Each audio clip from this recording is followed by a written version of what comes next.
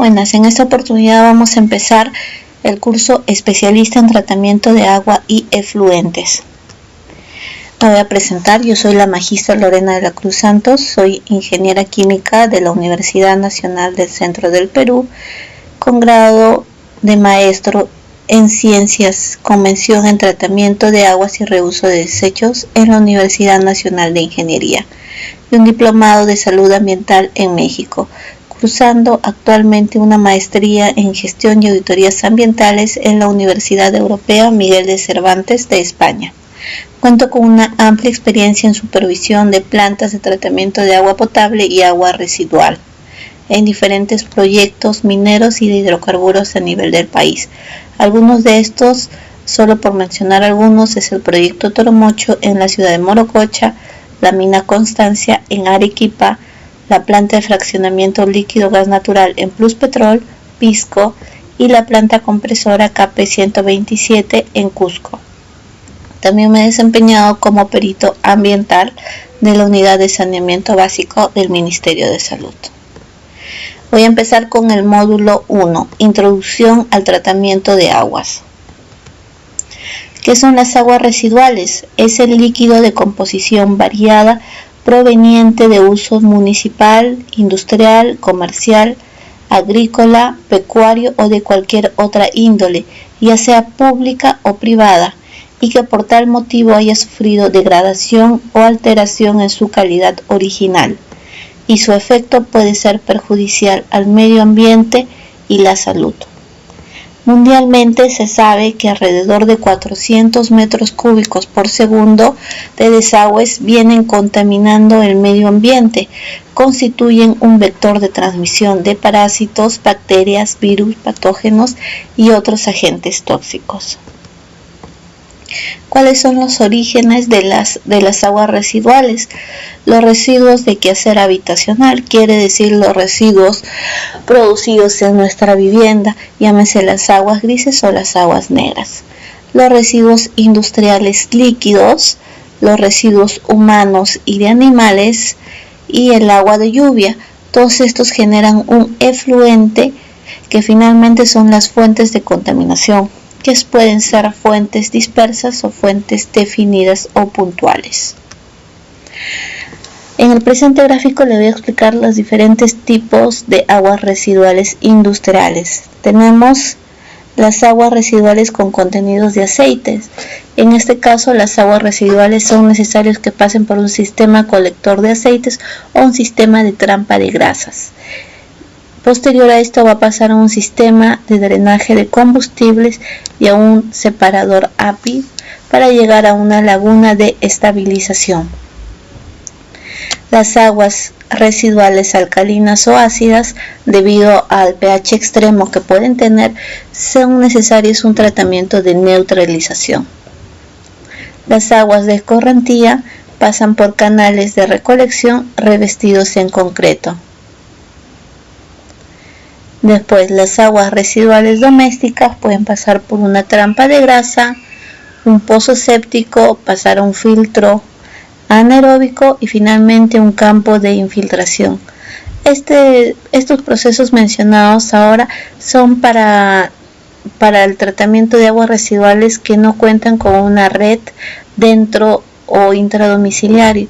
Quiere decir que la vivienda no cuenta con una red de desagüe dentro de la vivienda.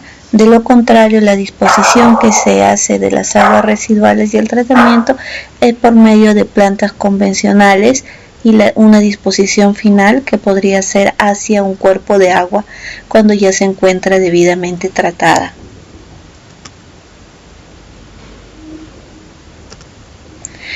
Con respecto al aprovechamiento de las aguas servidas, es el uso que se le puede dar a las aguas servidas cuando ya han sido tratadas.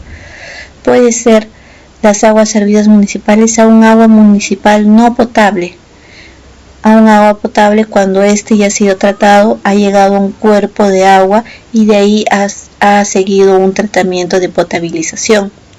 Puede ser utilizados para recreo, pues los usos que se puede dar son para natación, navegación deportiva y pesca.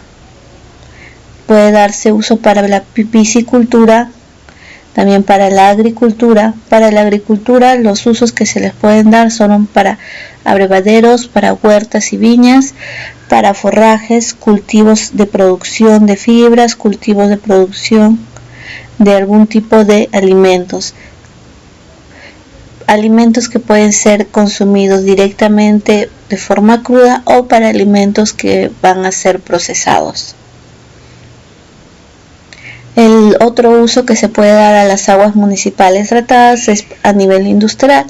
Se puede utilizar agua al interior de la fábrica o para usos generales. Entonces, como podemos observar acá, hay diferentes tipos de usos que se le puede dar a un agua residual si es que ésta ha sido tratada adecuadamente. Identificación de la fuente.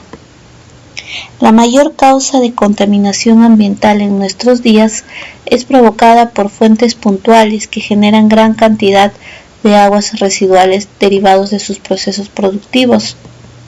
Estos en casi su totalidad son vertidos a cuerpos receptores sin recibir ningún tipo de tratamiento, o en los mejores casos son tratados en plantas con condiciones tecnológicas obsoletas y de eficiencia muy baja, lo cual provoca daños ecológicos considerables, tanto en los cuerpos de agua como en los suelos y en general en toda la biodiversidad. ¿Cuáles son las fuentes puntuales o fuentes definidas de contaminación? Se definen a estas como las que generan una pluma de contaminación claramente definida y concentrada. Quiere decir que el área afectada es acotada.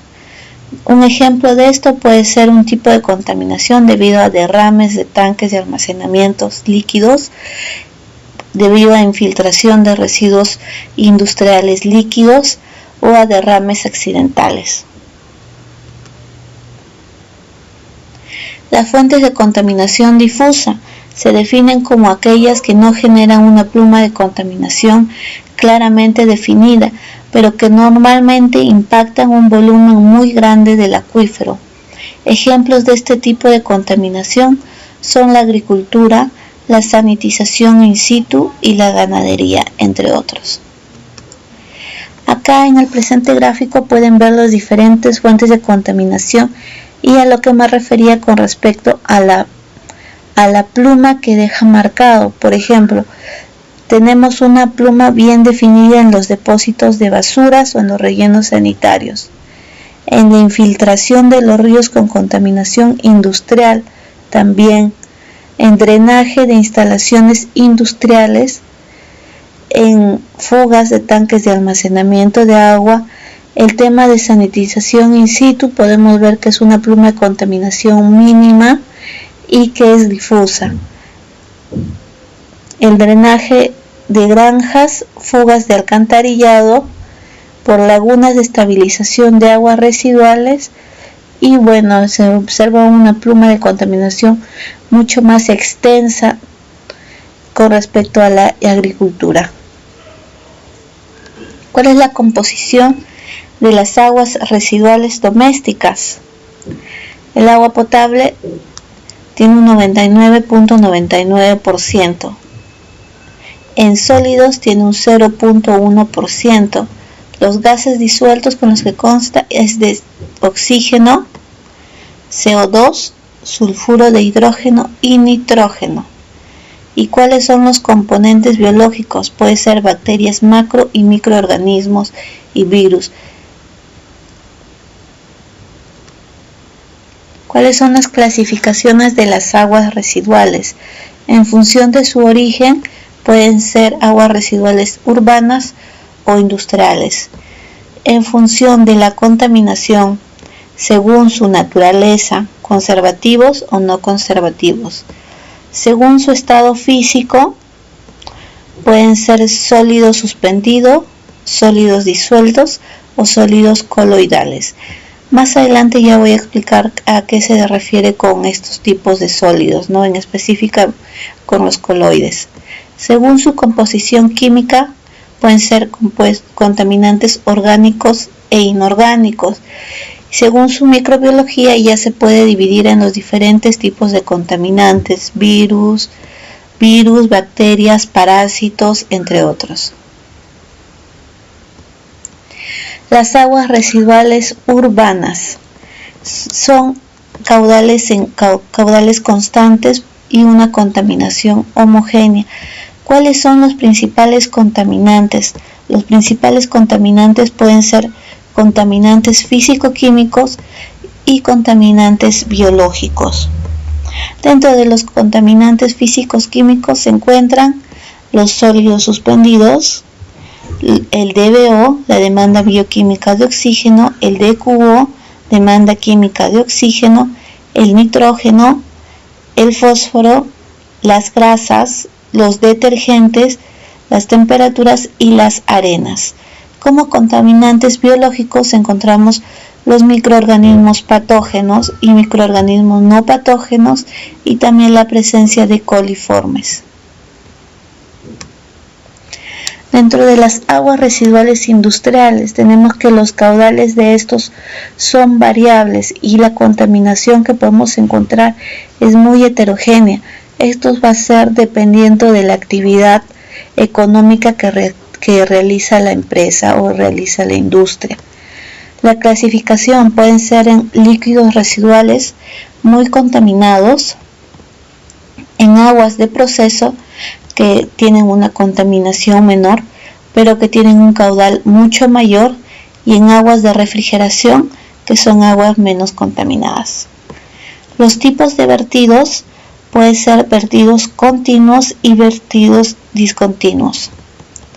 La clasificación según sus vertidos pueden ser industrias con efluentes principalmente orgánicos, industrias con efluentes orgánicos e inorgánicos, industrias con efluentes principalmente inorgánicos, industrias con efluentes con materias en suspensión e industrias con efluentes de refrigeración.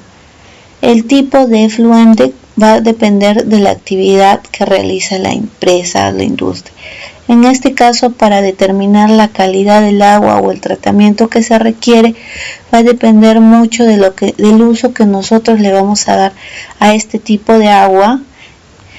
Por ejemplo, se puede reutilizar para volver al proceso productivo, puede ser utilizado para riego, puede ser utilizado simplemente para limpieza en general.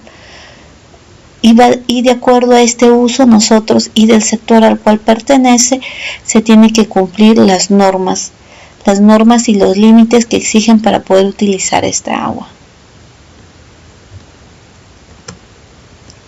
Las características físicas, como les decía, son presentadas por líquidos insolubles o sólidos de origen natural y diversos productos sintéticos que son arrojados al agua como resultado de las actividades del hombre. Pueden ser las espumas, los residuos oleaginosos y el calor, que puede ser un contaminante térmico. Entre otros, se puede destacar los sólidos totales, que engloban a los sólidos suspendidos, los sólidos sedimentables, los coloides y los sólidos disueltos. El olor, la temperatura, la densidad, el color y la turbiedad. ¿Cuáles son las características químicas? Por ejemplo, en materia orgánica, los contaminantes que puede tener el agua pueden ser proteínas, los hidratos de carbono, grasas animales y aceites, agentes tensoactivos, estos son los detergentes, los contaminantes prioritarios, compuestos orgánicos y volátiles, pesticidas y productos químicos de uso agrícola. Todos los compuestos que acá estoy mencionando se llaman compuestos orgánicos porque en su cadena o en su reacción tienen el componente de carbono. Medidas de control orgánico. La demanda bioquímica de oxígeno, ¿en qué consiste? Consiste en medir el oxígeno disuelto que consumen los microorganismos. Esta demanda bioquímica de oxígeno va a ser mayor mientras el la calidad del agua sea peor. Mientras el agua tenga mayor contaminantes, esta demanda bioquímica va a ser mayor. ¿Por qué? Porque los contaminantes del agua consumen el oxígeno disuelto. La demanda química de oxígeno es la medición de la materia orgánica que contengan los compuestos tóxicos. El carbono orgánico total es la medición de la materia orgánica específicamente indicado para pequeñas concentraciones.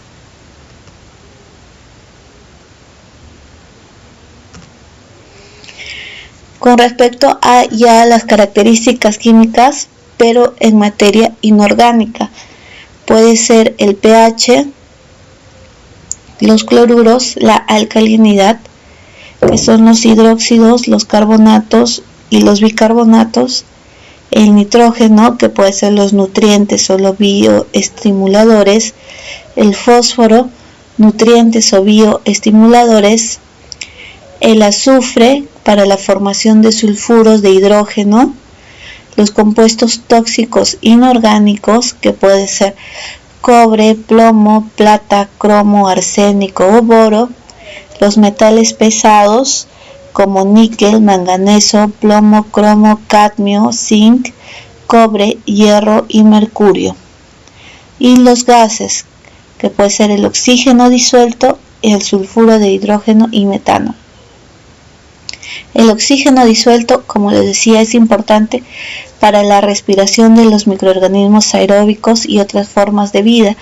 Es por eso que si no se cuenta con gran cantidad de oxígeno disuelto, no se va a poder encontrar microorganismos aeróbicos, sino estos van a perecer y van a empezar a aparecer microorganismos anaeróbicos, ¿no? Que no necesitan oxígeno para poder reproducirse. Los contaminantes inorgánicos son diversos productos disueltos o dispersos en el agua que provienen de descargas domésticas, agrícolas e industriales o de la propia erosión del suelo. Características biológicas. Los principales grupos de microorganismos biológicos presentes pueden ser los eucariotas y los arqueobacterias. Los organismos patógenos presentes en las aguas residuales provienen de los desechos humanos que están infectados o sean portadores de una determinada enfermedad, por ejemplo la bacteria Escherichia coli. Los desechos humanos contienen o pueden contener parásitos en el interior, y esto se debe a que muchas personas tienen parásitos. Entonces cuando evacúan, cuando hacen sus deposiciones, eliminan estos parásitos dentro de las heces y de esta manera contaminan ya el agua, ¿no? Y ya tienen una carga, un contaminante biológico debido a la misma enfermedad que tienen las personas o los portadores. Parámetros a evaluar según su actividad productiva. De acuerdo, acá les voy a explicar a las aguas residuales industriales, de acuerdo al tipo de actividad como les hacía mención. Por ejemplo, para la extracción de mineral, ¿qué parámetros son los que por lo general se miden o se encuentran en estos efluentes? Se pueden encontrar metales pesados como cadmio, cromo, níquel, plomo, zinc y arsénico. En las curtidurías o las curtiembres se pueden encontrar, el parámetro que se debe de evaluar es el DBO, el pH, los sólidos en suspensión, grasas, nitrógeno total, sulfuro de hidrógeno y cromo. En manufactura de textiles, en algodón, lana y sintéticos, los parámetros que se deben evaluar es el DBO, pH, pigmentos, aceites, grasas, fenoles y cromo. En el procesamiento de pescado se debe evaluar el DBO, los sólidos suspendidos, aceites y grasas. En la manufactura de pasta craft y de papel, el parámetro que se debe considerar como parámetro de control es el DBO, los sólidos totales suspendidos, el color y el amoníaco. Ahora le voy a explicar el cuadro en el cual tenemos los contaminantes, algunos tipos, la fuente y los efectos a la salud. Una fuente contaminante son las aguas negras domésticas, el drenaje de granjas. ¿Y qué contaminantes contienen? Pueden contener virus, bacterias, protozoos, nemátodos. Los efectos a la salud pueden ser hepatitis, virus, tifus, disentería, entre otros. Como contaminante, materia orgánica en suspensión, lo encontramos en las aguas negras domésticas, en las granjas y en instalaciones agrícolas. Los efectos a la salud es el agotamiento del oxígeno y muerte de animales, aguas putrefactas y malolientes. Otro contaminante son los productos químicos inorgánicos, ácidos, sales que contienen metales pesados. Una fuente contaminante son los residuos industriales y la escorrentía urbana. Los efectos son defectos congénitos, en el caso que nos encontremos expuestos a metales pesados, como es el mercurio, el plomo o el cadmio, y que se acumulan en los niveles superiores de las cadenas tróficas.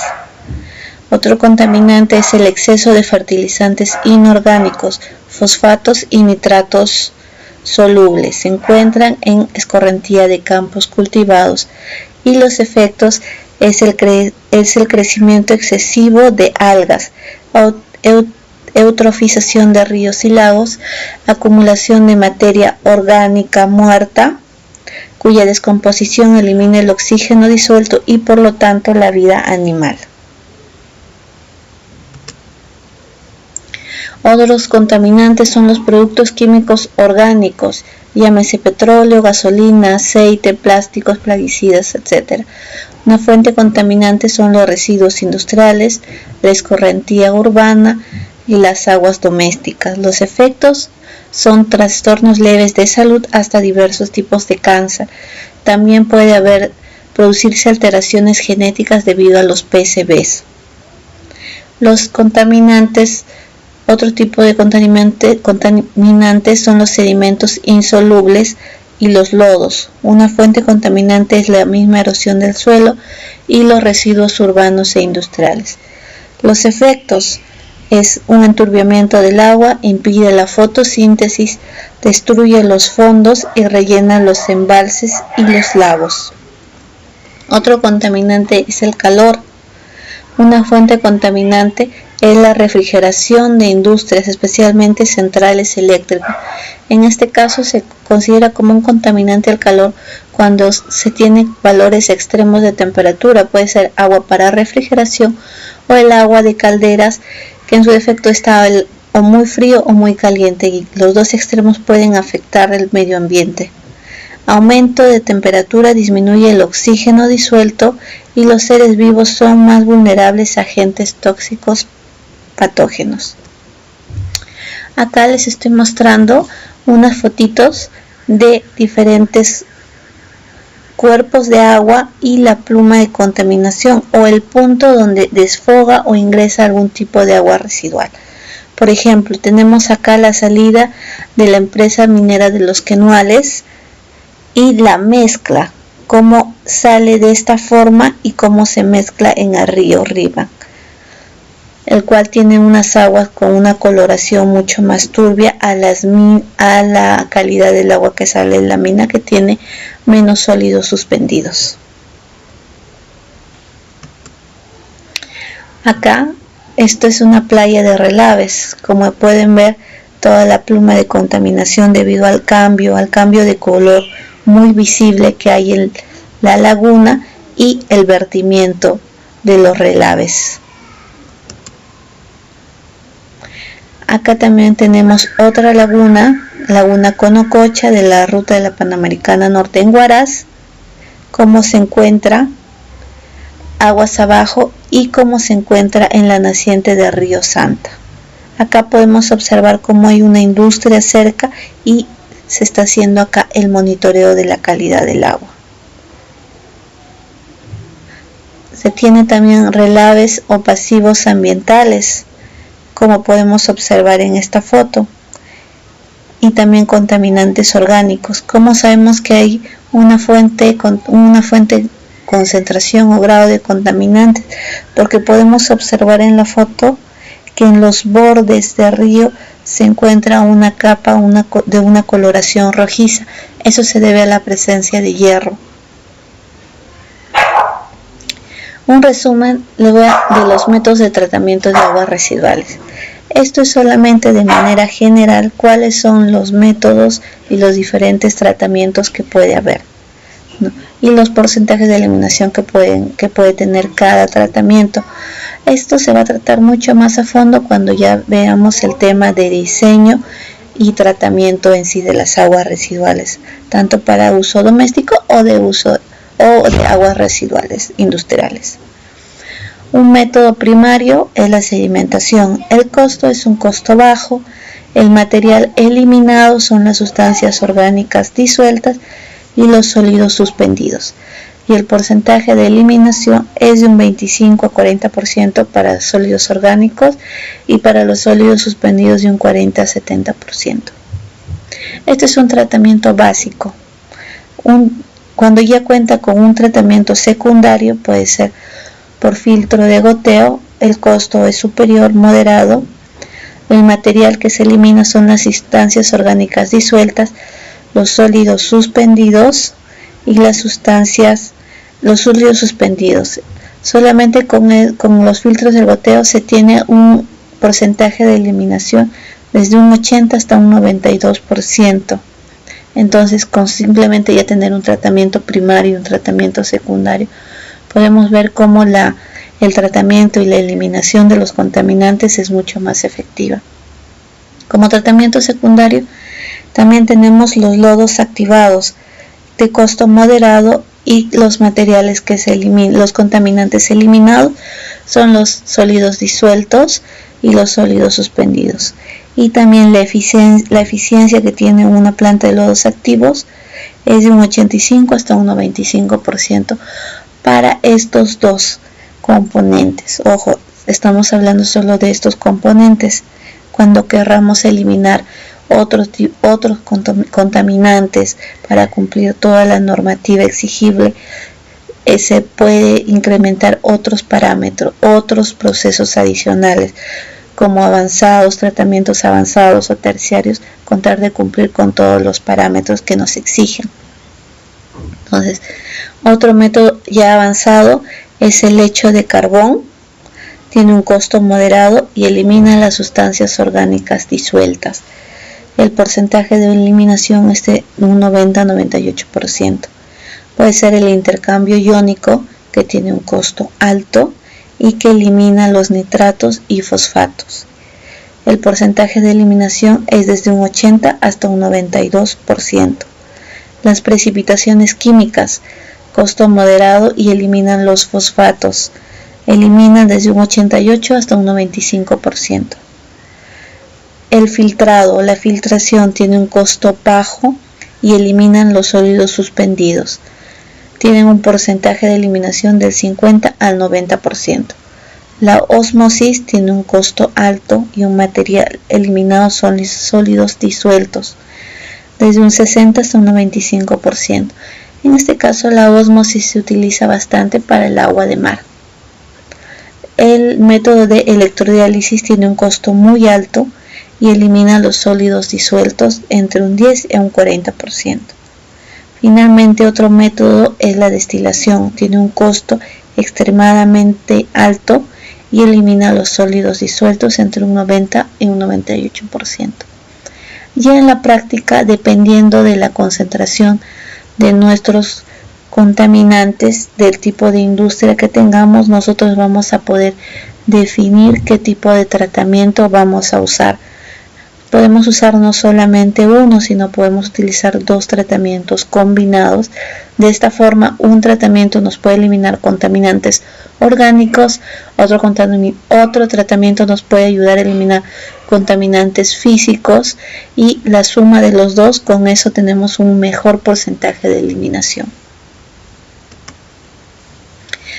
Las etapas, este es un una etapa general nada más de la planta de tratamiento de aguas negras.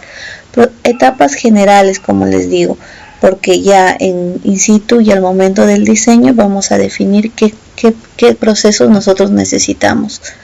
Puede ser uno, el tamizado o eliminación de cascajo, la sedimentación primaria, la aireación, una sedimentación final, una desinfección y optativo, un ajuste de pH. Como les digo, esto es algo muy general. Y ahora les voy a mostrar algunas fotos de algunos tratamientos de agua para que se vayan haciendo una idea de qué consiste y al momento de ver el diseño les sea un poco más fácil poder entender. Acá tienen un gráfico de un tratamiento primario de aguas negras. ¿Qué es el tratamiento primario? Lo inicial que debe de tener, como se figura acá, es una malla que puede retener todos los sólidos de gran tamaño, que es la entrada de las aguas negras. Puede ser una malla de gran tamaño, menor tamaño, desarenadores, como la siguiente cámara, una cámara de arenilla, que es similar a un desarenador, y después de eso un tanque de sedimentación. Con el tanque de sedimentación ya en la parte baja podemos ver cómo se encuentran todos los sólidos ya asentados. Posterior a esto pasa un proceso de cloración. Como les digo, este es solamente un tratamiento primario. Un tratamiento secundario de las aguas negras es el ingreso del agua negra, ingresa por esta zona, llega hacia un tanque de aireación. Como podemos ver por acá, hay un ingreso de aire que puede ser por medio de un blower, de un soplador, y se cuenta con unos difusores de burbuja delgada o de burbuja fina. Entonces todas estas aguas van a llegar a este tanque donde van a empezar a airearse y se va a empezar a formar los lodos. Como pueden ver acá hay unos lodos activos que van a ayudar al tratamiento y a la depuración de las aguas negras. Con esta previa depuración de las aguas va a pasar a un sedimentador, como podemos ver acá. Entonces acá tenemos un sedimentador que es en forma cónico, que es lo que se usa mayormente, y de acá va a llegar un proceso de desinfección, ¿no? Cuando llegue el agua hacia el sedimentador, todos los sólidos van a quedarse en la parte cónica. Estos lodos van a ser recirculados y el exceso de los lodos va a salir para ser tratados o adecuados, que puede ser para un relleno de terrenos o incineración, o se hace una neutralización mediante un tratamiento con una corrección de alcalinidad o una deshidratación. Una planta de purificación de agua municipal. Como pueden ver acá hay un ingreso del agua de río, por ejemplo, y acá tenemos un sulfato. Acá ya empieza la adición de coagulantes, que puede ser sulfato de alúmina o hidróxido de calcio. Entonces llega el agua por acá, entra en contacto con el floculante, llega hacia un tanque de asentamiento donde va a quedarse en la parte baja todos los flóculos de mayor tamaño, y luego va a pasar hacia un filtro, como podemos ver acá, donde ya se van a ir reteniendo poco a poco los sólidos, y posterior a esto va a llegar a una cámara de aireación, como ya les había mencionado. Entonces de esta cámara de aireación va a llegar ya a un pozo o un tanque de almacenamiento. Previo a este pozo o almacenamiento se realiza la cloración, ¿no? Y ya tiene la salida del agua tratada. Como les menciono, estos son solamente unos ejemplos básicos para que sepan cómo es la secuencia del tratamiento de las aguas residuales. Vamos a ver un poquito con respecto a las operaciones y los procesos unitarios. Nosotros tenemos que entender que para la depuración de las aguas residuales es necesario tener algunos conocimientos básicos de operaciones, un tema de reacciones y de procesos para que nosotros podamos entender el proceso orgánico, la degradación de la materia, cómo se realiza. ¿Ya? Procesos químicos unitarios son métodos de tratamiento en los que la eliminación de los contaminantes se logra adicionando productos químicos, como por ejemplo la precipitación y la desinfección. Los procesos biológicos unitarios son métodos de tratamiento en los que la eliminación de los contaminantes se logra mediante la actividad biológica, como por ejemplo la eliminación de sustancias biodegradables presentes en el agua residual. Se dan los procesos de separación de fases, los procesos para remover o destruir un contaminante en una corriente de descarga, los procesos de conversión física, los procesos de separación de fases, los procesos de contacto de fases y los procesos de conversión química. Los procesos de separación de fases se aplican en descargas conformadas por dos fases donde el contaminante está presente en una de las fases. Entonces, se puede hacer la separación por una simple decantación, si solamente se tiene dos fases. En descargas conformadas por varias fases, donde el contaminante esté presente en una de las fases. Proceso de separación de fases. Los sistemas de separación de fases más conocidos es la separación utilizando una capa porosa, separación en un campo gravitacional, separación en un campo centrífugo, separación basada en diferencia de inercias, basada en la colisión de partículas a ser separadas, una separación electrostática y una separación electromagnética.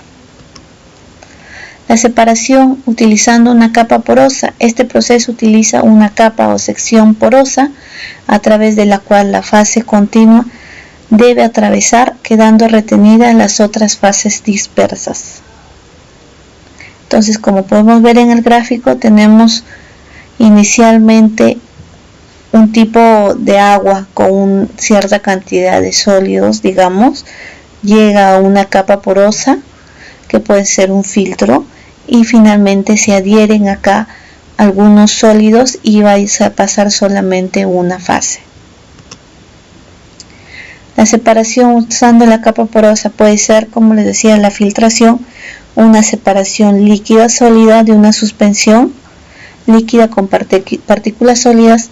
Las fuerzas que gobiernan el transporte de la fase continua pueden ser la gravedad, la presión hidrostática o fuerzas centrífugas o diferencias de presión aplicadas externamente. Otro ejemplo de filtración por separación por capa porosa es la filtración de una emulsión, por ejemplo, partículas líquidas dispersas en otra fase líquida. Una película porosa, fase contaminante, no obstruye el paso de la fase continua. Por ejemplo, las membranas cuyos poros son más pequeños que los materiales filtrantes convencionales de solo unas micras de diámetro. Separación en un campo gravitacional. Este proceso utiliza la diferencia de densidades entre los componentes a ser separados, así como la fuerza de la gravedad. Por ejemplo, la sedimentación. Mediante la influencia de la gravedad, los sólidos o partículas líquidas son separados de una fase gaseosa o sólidos son separados de una fase líquida. La flotación de partículas sólidas o líquidas. En este caso, el gas es utilizado como una fase auxiliar. Entonces, las burbujas de gas elevan las partículas indeseables a la superficie. Por ejemplo, el sistema DAF de Dissolved Air Flotation. La flotación se realiza mediante microburbujas que se unen a las partículas de agua del proceso y las flotan hacia la superficie donde son recogidas. Es como una especie de vertedero. Este proceso utiliza la diferencia de densidades entre los componentes a ser separados, acompañados de una fuerza centrífuga. Gravedad insuficiente. La separación utilizando centrífugas. Conteniendo un líquido se pueden emplear centrífugas que generalmente son más fuertes, aproximadamente 1000 veces que la gravedad. Para este fin se tendrá en cuenta el número de revoluciones, las dimensiones de la centrífuga y la densidad de partículas a ser separadas. Cuando estas centrífugas separan dos líquidos se llaman separadores. Por ejemplo, el agua de aceite. El tipo de centrífuga se puede utilizar cuando hay la densidad entre el líquido que se quiere separar del sólido es casi igual, entonces no va a haber una adecuada sedimentación o la gravedad va a ser insuficiente para que se pueda separar ambos componentes. Es por eso que se adiciona una fuerza de la centrífuga. Separación por colisión de partículas a ser separadas. Este proceso utiliza obstáculos interpuestos en el camino del fluido. Las partículas colisionan con los obstáculos y pueden ser colectadas o ayudar a su coagulación y precipitación. Por ejemplo, las mallas de alambres para separar gotas de contaminantes de una corriente gaseosa. Las cámaras de reja, los cuales de acuerdo a los diferentes diámetros obstaculizan el paso de sólidos de mayor dimensión. La separación magnética.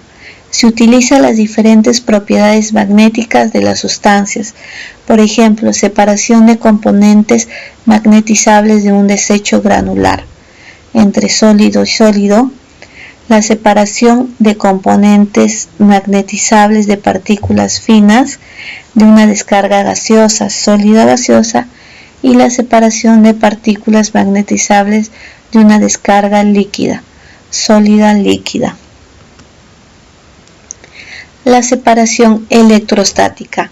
Separa partículas de diferentes cargas y, si es posible, de diferentes tamaños.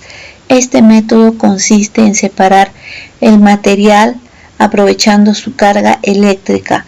Se emplean dos placas cargadas de distinta polaridad. La sedimentación. ¿En qué consiste? Es la separación por acción de la gravedad de partículas suspendidas cuyo peso específico es mayor que el agua. Los tipos de sustancias que pueden sedimentar son partículas discretas o partículas floculentas. Las partículas discretas, sedimentación tipo 1, y las partículas floculentas, sedimentación tipo 2. La sedimentación tipo 1 son las partículas sedimentan individualmente sin que se produzcan algún tipo de agregación de otros componentes o de otros insumos químicos. La sedimentación, como les decía, intervienen ya fuerzas en la partícula, la fuerza de la gravedad, la fuerza gravitatoria y la fuerza de arrastre por fricción. Entonces, para esto ya puedo mostrarles acá las diferentes fórmulas en las cuales nosotros podemos determinar la velocidad de sedimentación, y va a depender mucho del tipo de fluido, porque en la fórmula se requiere el número de Reynolds. Nosotros tenemos que saber que hay un tipo de fluido laminar y un tipo de fluido turbulento, que depende del número de Reynolds. Entonces, de acuerdo a eso, nosotros podemos determinar la velocidad de sedimentación de una partícula.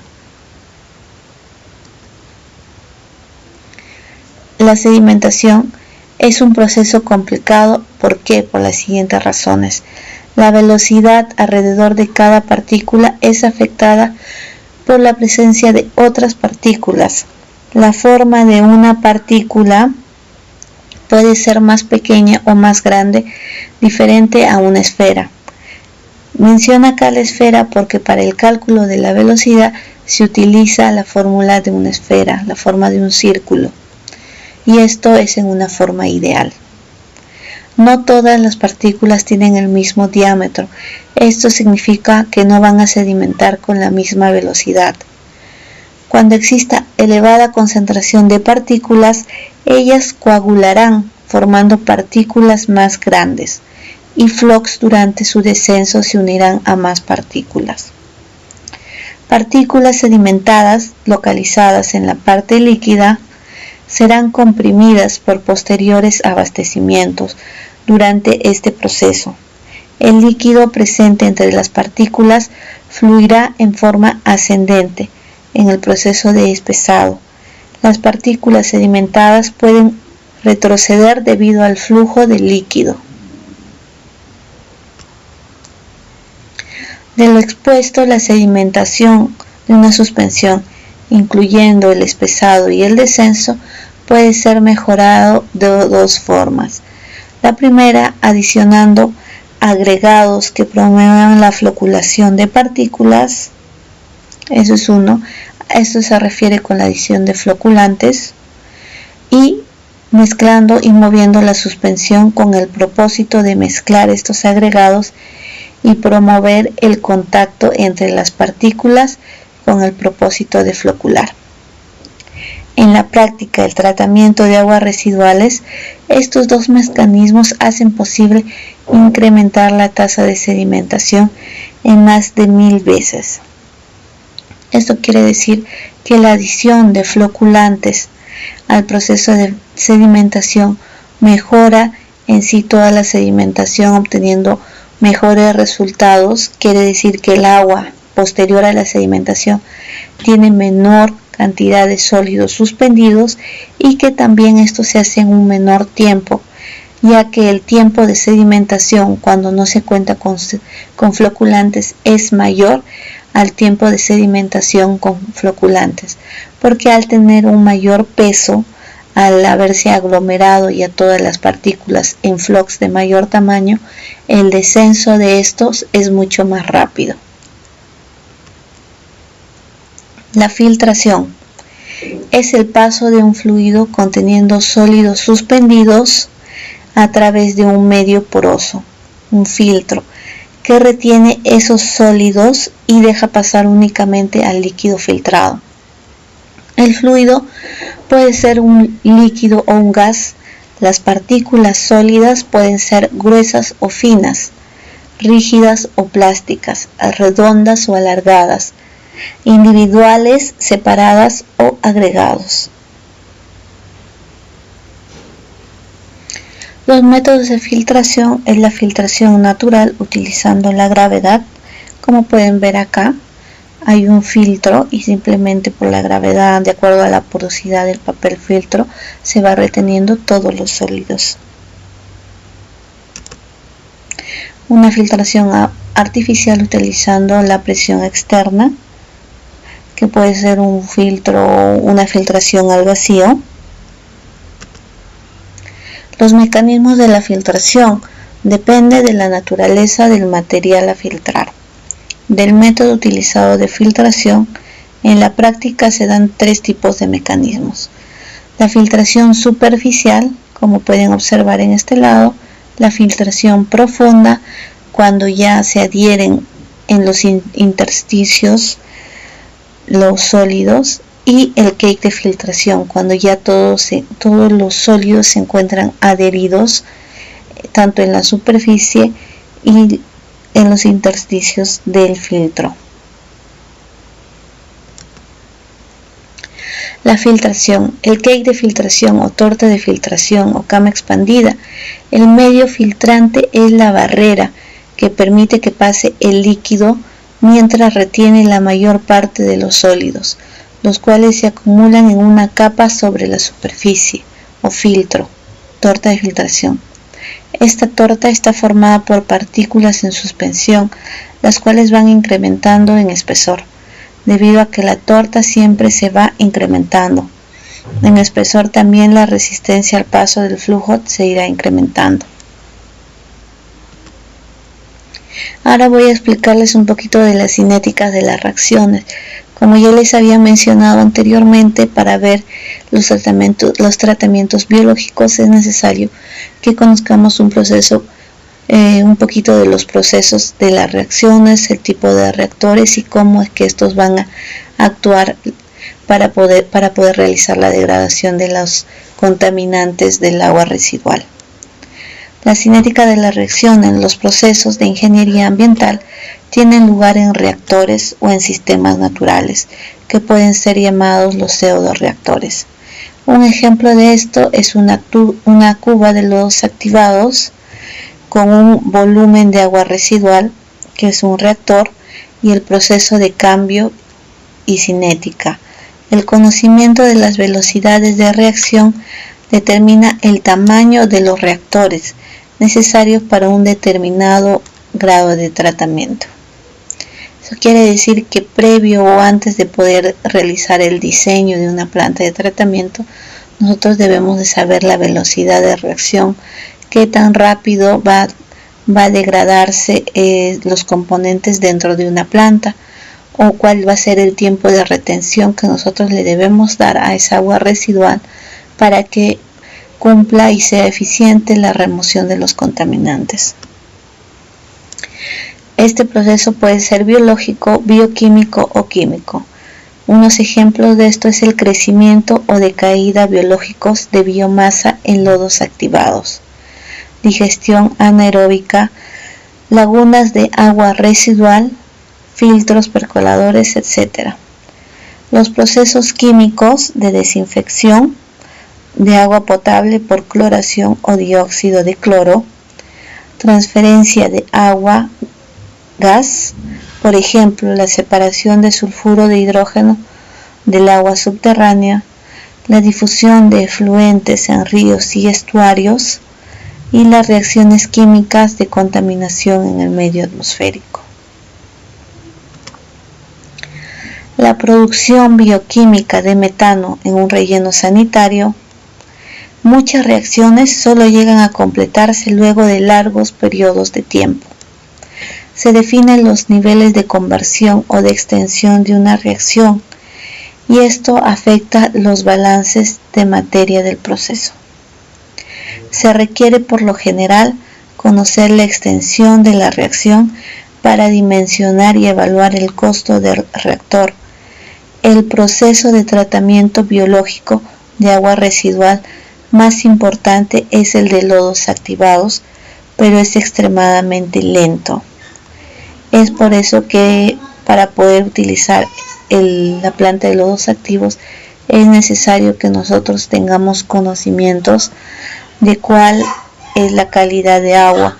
En base a esta calidad del agua nosotros podemos definir cuáles son los parámetros de diseño y el dimensionamiento adecuado de una planta. En estos casos se requieren grandes volúmenes de reactor y largos tiempos de residencia antes de que llegue a completarse. Por otro lado, muchos procesos químicos industriales son muy rápidos y precisan de pequeños reactores. La digestión anaeróbica de residuos orgánicos puede llevar típicamente 20 días de tiempo de retención. Es decir, el conocimiento de la cinética de las reacciones es sumamente importante en la ingeniería de los procesos. Tiene una relación directa con los costos del tratamiento.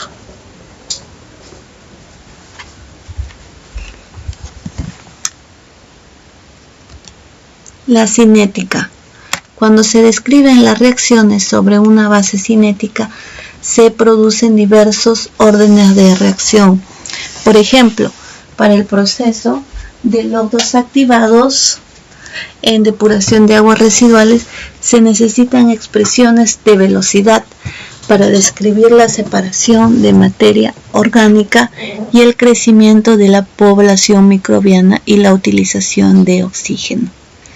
Como les mencionaba, nosotros necesitamos conocer cuál es la velocidad con la que va depurarse nuestra agua residual.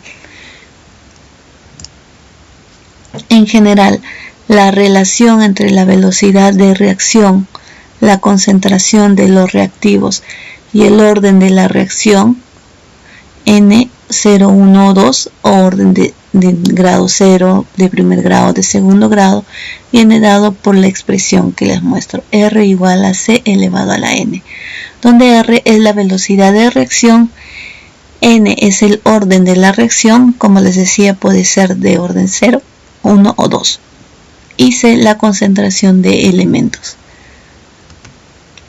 Los tipos de reacciones. Existen las reacciones reversibles y las reacciones irreversibles. La reacción reversible es aquella en casi siempre los reactantes y los productos siempre están presentes y eventualmente llegan a un estado de equilibrio. Y una reacción irreversible es aquella reacción en la cual el estado final de equilibrio resulta cuando casi todos los reactantes han sido convertidos en productos finales. Nosotros podemos identificar si es una reacción reversible o irreversible simplemente viendo la dirección de la flecha, ¿no? Y conociendo si es que un producto puede volver a un estado inicial al ser un reactante o ya no. La velocidad de reacción. La velocidad de reacción es la velocidad de formación de desaparición de un componente A por tiempo por unidad de volumen. Es decir, representa el número de moles del componente A transformados por unidad de tiempo en una unidad de volumen. La ecuación de velocidad generalmente se expresa como función de las propiedades de los materiales reaccionantes, por ejemplo, la concentración de los componentes, la temperatura o la presión. Como podemos observar, puede ser los reactantes, puede ser solamente un reactante, dos reactantes, o puede haber muchos reactantes que al finalizar van a dar un producto C o puede dar muchos productos. Por lo general, si los reactantes pueden ser 2 o 3 productos, 3 reactivos, y los productos no pueden hacer mínimo de 2 o 3, ¿no? Porque casi siempre se obtiene un producto final y en el caso de tratamiento biológico siempre se produce CO2 y desprendimiento de energía. Las reacciones de orden 0. El orden 0 se define cuando la velocidad de la reacción es independiente de la concentración. El primer orden se define cuando la velocidad es directamente proporcional a la concentración. El segundo orden se define cuando la velocidad es proporcional al cuadrado de la concentración. Las reacciones de orden 0. Se considera la reacción de orden 0 donde un solo reactivo A se convierte en un solo producto B. Como pueden observar, la velocidad de conversión de reactivo A de acuerdo con la cinética es de orden 0. Ahí podemos observar una derivada, la derivada de A en función del tiempo, que da igual a una constante K sub A, que es la velocidad específica de la reacción. En este caso va con un signo negativo. ¿Por qué? Porque el reactante es el que se va a consumir. Todos los reactantes van con signo negativo y todos los productos con signo positivo. Integrando, se obtiene que para un tiempo 0 A es igual a A sub 0 y se obtiene una concentración de A menos A sub 0 en función a menos K por T. Una medida útil de rendimiento es el tiempo de vida media, que es el tiempo requerido para que la reacción proceda hasta el 50% de extensión o la mitad de su concentración inicial, es decir, para un tiempo igual a T un medio de A, donde la concentración final va a ser AA inicial sobre 2, por lo que la ecuación anterior quedaría como un tiempo final igual a la concentración de A inicial sobre 2 por la constante específica. La reacción de primer orden. da un sistema donde se tiene un reactante A y se produce solo productos. La ecuación de velocidad correspondiente a un sistema elemental de primer orden es como se muestra a continuación. La derivada de A es función de K, la constante, por A. Los límites de integración es para un tiempo 0, A sub 0, y para un tiempo t, A. Por lo tanto, integrando la derivada que les he mostrado, entonces tenemos la función, tenemos esta función de, haciendo la integrada, tenemos que el logaritmo natural de A es igual al logaritmo de A inicial menos K por T.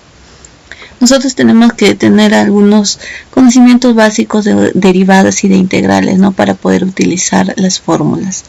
Por lo tanto, obtenemos una exponencial decreciente para la evolución de la concentración con el tiempo del reactivo A, cuando la cinética es de orden 1.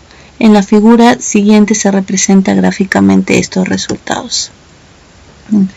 Es importante señalar también que la ecuación se puede expresar en términos de la conversión fraccional. Cuando está la concentración del reactante A en función del tiempo, tenemos una curva, pero cuando ya aplicamos la integral y obtenemos una derivada, ya nos va a salir una función lineal. Las reacciones de segundo orden. Para las reacciones de segundo orden vamos a estudiar varios casos.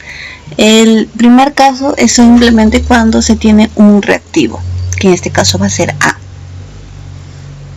La ecuación cinética para un sistema de este tipo, de segundo orden, es de la siguiente forma. Como les decía, está en función de la concentración, y como es de segundo orden ya se encuentra a una expresión elevado al cuadrado, ¿no?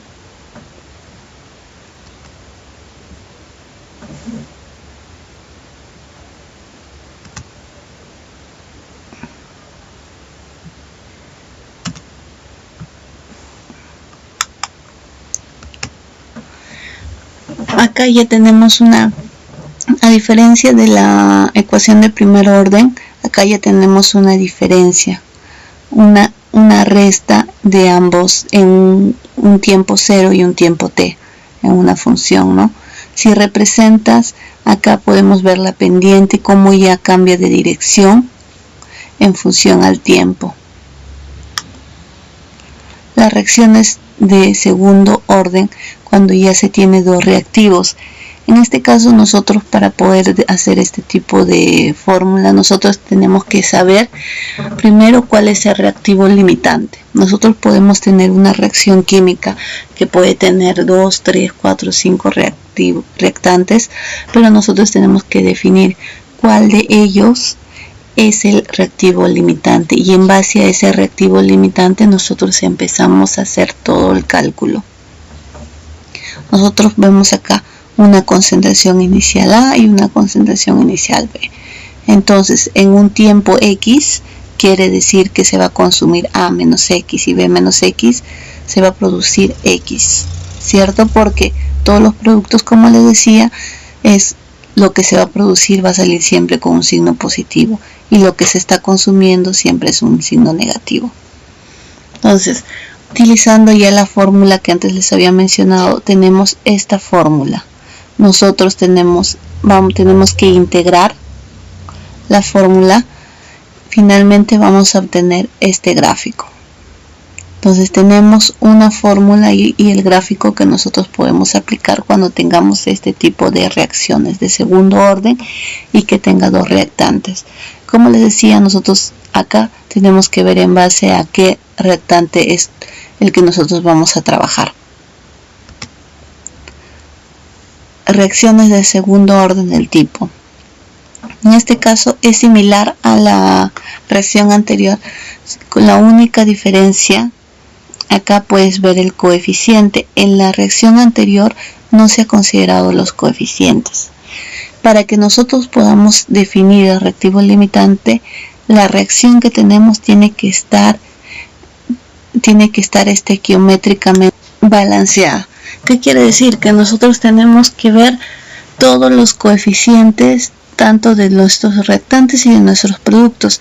Tiene que haber un balance. Nosotros hacemos el balance, determinamos la concentración, los coeficientes en cada uno. Si por ejemplo acá tengo un producto de cadmio que son 2 moles, acá en el producto tengo que ver 2 moles. Tengo que ir adecuando hasta tener una ecuación balanceada. Acá vemos cuáles son las concentraciones iniciales A y B. Entonces, en un tiempo X vamos a tener que se ha consumido un A menos X, un B menos R de X. ¿Por qué? Porque R es el coeficiente, entonces va a afectar también al consumo y se ha producido X. Entonces acá pueden observar cómo se trabaja la reacción cuando tenemos dos componentes, cuando ya se tiene un coeficiente diferente. En el caso anterior se ha trabajado como si todos los coeficientes fueran 1. Operando nos queda separación en fracciones simples. Y acá está. Esta es la fórmula final con la que nosotros podemos trabajar cuando tengamos una reacción de segundo orden y que tiene un coeficiente diferente a 1. Reacciones de segundo orden del tipo: dos reactivos diferentes, concentraciones iniciales iguales y coeficientes estequiométricos iguales. Coeficientes iguales quiere decir que delante de este A hay un 1 y delante de esta B hay un 1, por así decirlo. Entonces, ¿qué te dice? Concentraciones iniciales iguales. La concentración inicial va a ser igual para ambos, A y A. Entonces, en un periodo de tiempo X se va a consumir A menos X y se va a producir X. Tenemos la reacción y finalmente esta se va a reducir simplemente a una reacción como si fuera solamente un reactante. Un hecho que hay que destacar es que no se debe de confundir la concentración inicial de un reactivo con su estequiometría. Es decir, nosotros podemos partir de concentraciones de reactivos en proporciones estequiométricas u otra cualquiera. Esto influirá lógicamente en la concentración de reactivos y productos cuando el sistema haya evolucionado un determinado tiempo. Suponiendo el caso más general para un sistema de 2 reactivos y de 2 productos, en esta fórmula es lo que se puede asemejar o estar un poco más cerca a la realidad, porque las reacciones que nosotros siempre vamos a tener van a ser de esta forma. Vamos a tener casi siempre 2 reactantes, 2 productos y vamos a tener coeficientes diferentes para cada uno. Los coeficientes acá son la A minúscula, S, T y B. Y cada uno va a tener una concentración diferente. La concentración que ven acá, A, B, C y D.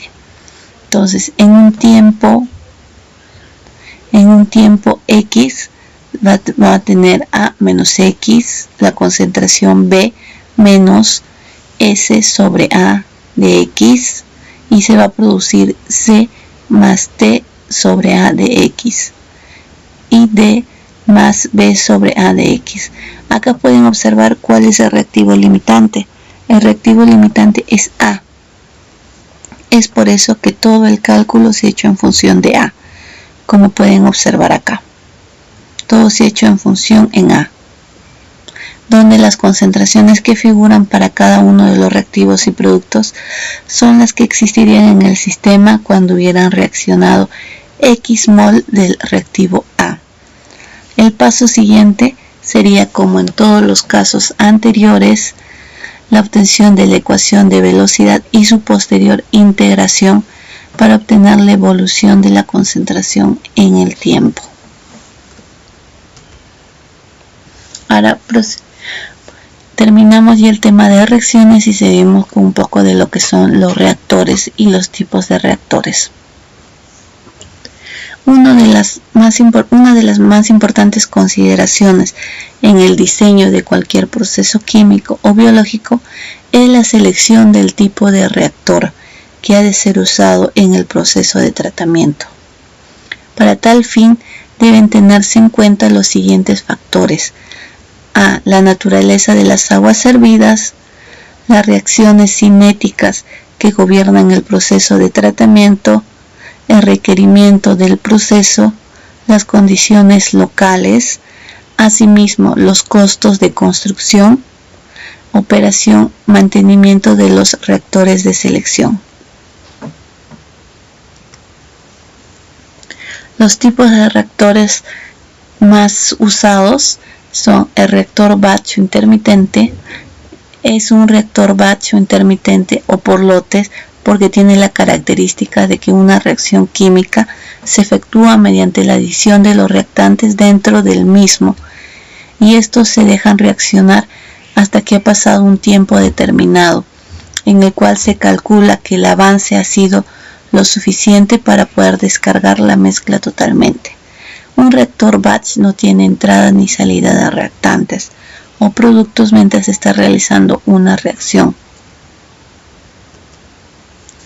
Un reactor batch intermitente. Se asume que estamos tratando un agua residual y el agua residual trata de regularmente removida del recipiente y entonces llenada con agua residual cruda. ¿Qué quiere decir? Que el tanque se llena con el agua residual, pasa un tiempo de retención y finalmente se vacía para poder llenar de nuevo el tanque. No tiene un ingreso constante de agua. El flujo no entra ni sale del reactor y el contenido del líquido conteniendo el contaminante está completamente mezclado. Ejemplo puede ser el análisis de la DBO. Como les mencionaba, para el análisis de DBO se necesita tener recipientes herméticamente cerrados en el cual nosotros medimos una concentración de oxígeno y damos un tiempo de digestión de 5 días.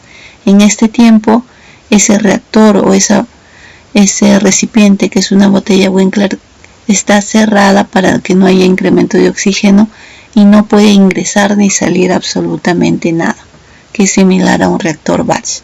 No ingresa ni sale nada hasta que se haya terminado el proceso. Entonces, para el contaminante, la acumulación es igual al ingreso menos la salida más la producción. Ingresa un T1, se da la producción y sale un T2. El agua residual tratada es regularmente removida del reactor y luego nuevamente el reactor se llena con agua residual no tratada.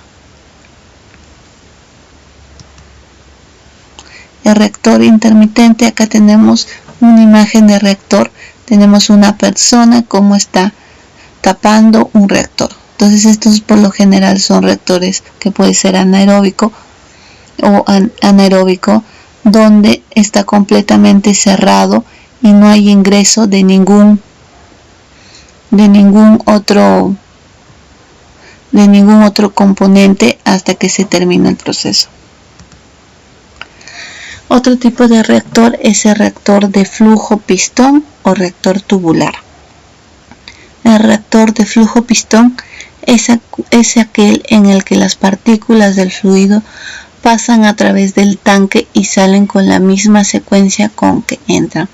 Quiere decir que esta área transversal sigue siendo el mismo. Esta área ingresa por un área y sale en la misma dirección. Las partículas fluidas pasan a través del tanque y son descargadas en la misma secuencia en la cual entraron. Permanecen en el tanque por un periodo equivalente al periodo de retención teórico. Se aproxima a un tanque con relación largo-ancho muy grande y con una dispersión mínima.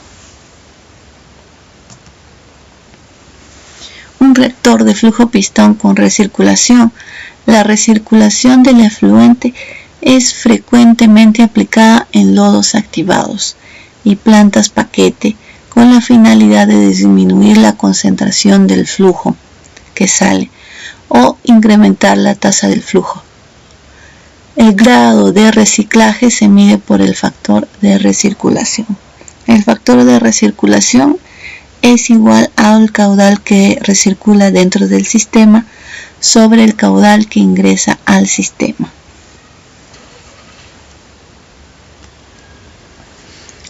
El caudal de flujo de pistón, como podemos observar, hay un ingreso en esta dirección, sale en la misma dirección, pero hay un porcentaje que vuelve a ingresar y que recircula, ¿no?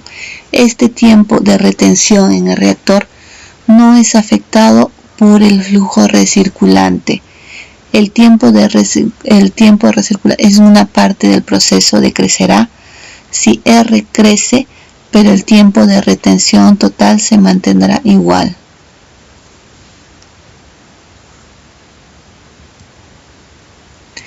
Otro tipo de reactor es el reactor de mezcla completa o el reactor CSTR. El reactor de mezcla completa es aquel en el que las partículas de fluido que entran en el tanque se dispersan de manera inmediata por todo el volumen del mismo. La concentración del fluido que sale es la misma que dentro del reactor. La mezcla completa puede ocurrir en tanques circulares o cuadrados si el contenido del tanque es continuamente redistribuido uniformemente. Como le decía, en este tipo de reactor siempre tiene que haber una agitación para que se pueda dispersar de manera inmediata todo el agua residual o todo el contenido del reactor. En la imagen pueden observar un reactor de lodos activos que está aireado y que pertenece a un reactor de mezcla completa. El tipo de reactor y las aplicaciones. Por ejemplo, un reactor batch puede aplicarse para laboratorio, puede ser reactores batch secuenciales, un SBR, un reactor de flujo pistón, puede ser usado para lagunas de estabilización, procesos de desinfección con cloro. Un reactor de mezcla completa puede ser utilizado para lagunas aireadas, para ciertos digestores de lodos. Un reactor de flujo pistón con recirculación son utilizadas para plantas de lodos activos con difusores de burbuja fina. Los reactores de mezcla completa en serie puede usarse también para lagunas de lodos activos conectados en serie. ¿Cuáles son las conclusiones con respecto a los reactores? La eficiencia de un reactor de mezcla completa es menor que la de un reactor de flujo pistón, con el mismo tiempo de retención, a menos que se trate de una reacción de orden cero. Para el caso de una reacción de orden cero, la eficiencia de la conversión depende de la concentración en el cual el caudal de ingreso. Esto no sucede en caso de una reacción de primer orden. La recirculación del efluente del reactor de flujo pistón disminuye su eficiencia. La conexión en serie eleva la eficiencia de un reactor de mezcla completa. Un reactor de flujo pistón puede ser diseñado a partir de resultados obtenidos de experimentos batch. Ahora les explico un poquito lo que viene a ser química coloidal. Introducción a los coloides. Podemos definir los coloides como aquellos sistemas en los que un componente se encuentra disperso en otro, pero las entidades dispersas son mucho mayores que las moléculas del disolvente. En principio, no existe ninguna regla fija que establezca el estado de agregación en el que se tienen que encontrar tanto el material disperso como el medio que lo contiene. Por tanto, son posibles todas las combinaciones imaginables. Las definiciones. Fase dispersa es el componente del sistema coloidal que se encuentra dividido en partículas. El medio dispersante es el componente que contiene a la fase dispersa. El coloide monodisperso es aquel cuya fase dispersa está formado por partículas de igual tamaño, el coloide polidisperso, cuya fase dispersa está formada por partículas de varios tamaños, y la floculación, que es la unión de partículas coloidales en grupos llamados flóculos. La sedimentación es la deposición de partículas o flóculos por acción de la gravedad. Los coloides liófilos son aquellos donde la fase dispersa y el medio dispersante son afines, tienen carácter termodinámicamente estable. Los coloides liófobos, aquellos de la fase dispersa y el medio dispersante, no son afines, tienen carácter cinéticamente estable. Se suele dar como límite inferior para el tamaño de las partículas 1 nanómetro y como límite superior 1 micrómetro. En realidad, estos límites no son totalmente rígidos, pero sirven para dar una idea del tipo de sistema que nos interesa. Los tipos de coloide. El medio dispersor puede ser gas, la fase dispersa, líquido, puede ser un aerosol y como ejemplo podemos dar una bruma o niebla. El medio dispersor puede ser el gas, la fase dispersa el sólido, un nombre aerosol y un ejemplo puede ser el humo. Un medio dispersor puede ser el líquido, una fase dispersa puede ser gas, puede ser una espuma, puede ser una crema batida. El líquido puede ser una emulsión, por ejemplo la mayonesa. Un medio dispersor puede ser el líquido, una fase dispersa puede ser sólido y puede ser un sol, puede ser la leche de magnesia.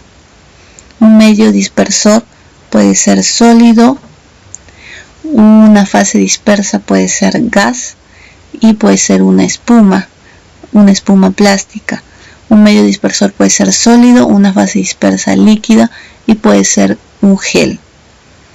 Un medio dispersor puede ser sólido, una fase dispersa sólido, puede ser un sol sólido, por ejemplo, algunas aleaciones, algunas piedras preciosas con metales. La coagulación y la floculación. Las partículas coloidales, muchas de impurezas presentes en el agua cruda, incluyendo los microorganismos patógenos, los ácidos húmicos que son corrientemente responsables del color, los ácidos fúlvicos y los complejos arcilla-metal están en el rango del tamaño coloidal, 1 nanómetro a 10 micrómetros.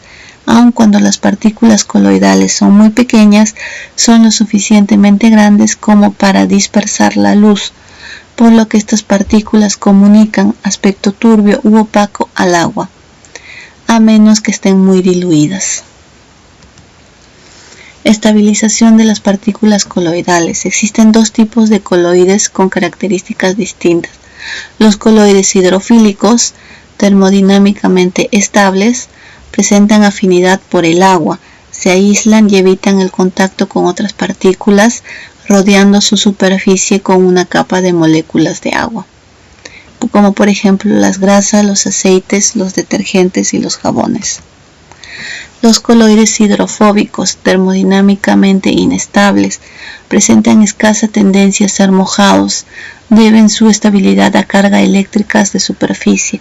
Estas partículas cargadas se rodean de una capa de iones de carga opuesta, llamados contraiones, constituyendo una doble capa eléctrica, una capa externa, por ejemplo los microorganismos.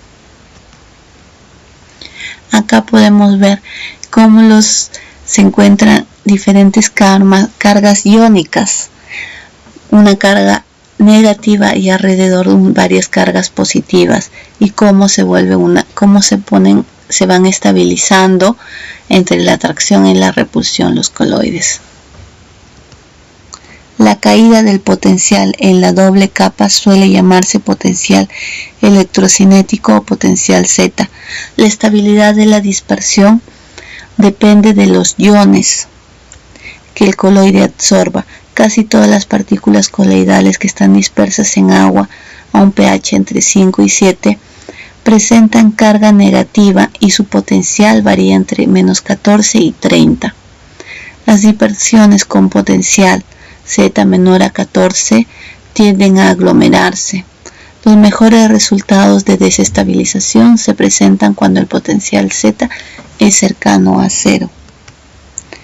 Dependiendo de las características de los diferentes tipos involucrados, el potencial Z puede ser reducido de las siguientes formas: por la compresión del compresor de la doble capa debido a la incorporación de la capa difusa, por la absorción específica sobre la superficie de la partícula con la consecuente reducción en el potencial. Acá podemos ver las diferentes cargas y la desestabilización y la dispersión que mencionaba anteriormente. La distribución de las cargas en la proximidad de la superficie. Como podemos observar acá, tenemos una partícula, tenemos acá todos los iones con carga positiva y a su alrededor todos los iones con carga negativa. En el gráfico número B podemos observar la representación de Helmholtz de la superficie de la partícula, indicando la carga resultante Q y la distancia que alcanza la acción eléctrica de espesor de la llamada doble capa. Se refiere a esta distancia, la distancia entre la doble capa de los iones positivos y los iones negativos. Y finalmente C, los valores del potencial eléctrico inducido por la carga resultante de la partícula a distancia variable de su superficie. El potencial Z es la diferencia de potencia entre el límite de la película líquida de solución rígidamente asociada a la partícula coloidal y la masa de solución. La coagulación, ¿qué es? Es la desestabilización efectuada generalmente por la adición de reactivos químicos por medio de mecanismos de agregación o de absorción. Anulan las fuerzas de repulsión. ¿Qué es la floculación? Es la aglomeración de los coloides descargados que resulta de diversas fuerzas de atracción entre partículas puestas en contacto hasta alcanzar un grosor aproximado de 0.1 micra. Acá podemos ver el primer paso de desestabilización, que es la coagulación. Podemos ver cómo los microorganismos tienen una carga por lo general negativa, los polímeros catiónicos o los coagulantes por lo general tienen carga positiva, y se ve la neutralización de las cargas y cómo se da la formación de este microflóculo, como está acá. Luego, la floculación, ¿en qué consiste? En que este microflóculo, con la ayuda de un polímero, forme un macroflóculo. ¿Qué quiere decir? Que se formen cadenas cada vez más grandes que van a formar flóculos de mayor tamaño. Entonces, ambas reacciones de coagulación y floculación van de la mano y son sucesivas. Como les decía, acá los microorganismos siempre tienen una carga negativa y el polímero floculante tiene una carga positiva, que es en este caso los polímeros floculantes se encuentran de color amarillo, ¿no? El catión coagulante. Tenemos cómo se forma alrededor de la carga negativa, ¿no? Todos los coagulantes, los sulfatos o los polímeros tienen carga positiva y se van adhiriendo a las sustancias, en este caso a los microorganismos, para que se pueda, o a los sólidos, para que estos a la vez se vayan aglomerando y se vayan ajuntando, formen un enlace y cada vez se vayan aglomerando y aumenten de tamaño. Acá tenemos, como les decía, las partículas de agua residual. Tenemos una cadena de un polímero. Vamos viendo cómo el polímero va juntando a todas las partículas que se encuentran, se van absorbiendo y van formando un flóculo por las partículas unidas mediante unas puertas o unos puentes. Estos puentes entre partículas en presencia de los polímeros orgánicos. ¿Cuáles son los coagulantes? con sales metálicas, es el alumbre o sulfato de aluminio, es la cal, el cloruro férrico, el sulfato ferroso. La acción es compleja y comprende la disolución de la sal, la formación de complejos del metal y el atrapamiento de partículas en el precipitado. Acá pueden observar algunos coagulantes, el pH que tienen, la dosis y cuál es el uso recomendado que se les puede dar. Algunos floculantes orgánicos, los polielectrolitos naturales pueden ser las proteínas, los ácidos nucleicos, el ácido péctico, el ácido alquínico y los polisacáridos. Algunos polielectrolíticos sintéticos aniónicos, los poliacrilamidas, poliacrílicos, polimetacrilatos, poliestireno, los ácidos polivinil sulfónicos y los derivados de la celulosa. Los no iónicos, los óxidos de etileno, polimerizado, poliacrilimidas y los catiónicos. Acá tenemos ejemplo la acrilamida y el acrilato de sodio. Y finalmente los floculantes minerales, que son la sílice activada, la bentonita, el kieselguhr, algunas arcillas, el carbonato de calcio precipitado y el carbón activo en polvo.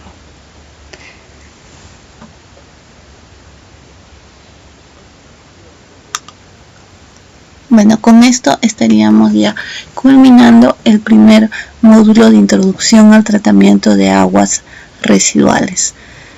¿No? Es una idea general de todos los términos y todos los procesos que nosotros ya vamos a utilizar cuando necesitemos y hablemos ya del tratamiento en sí, de los tratamientos del agua residual y del diseño, conceptos básicos de operaciones unitarias, de reactores, tipos de reactores, cómo es que se realiza en sí la transformación y la purificación del agua, ¿no?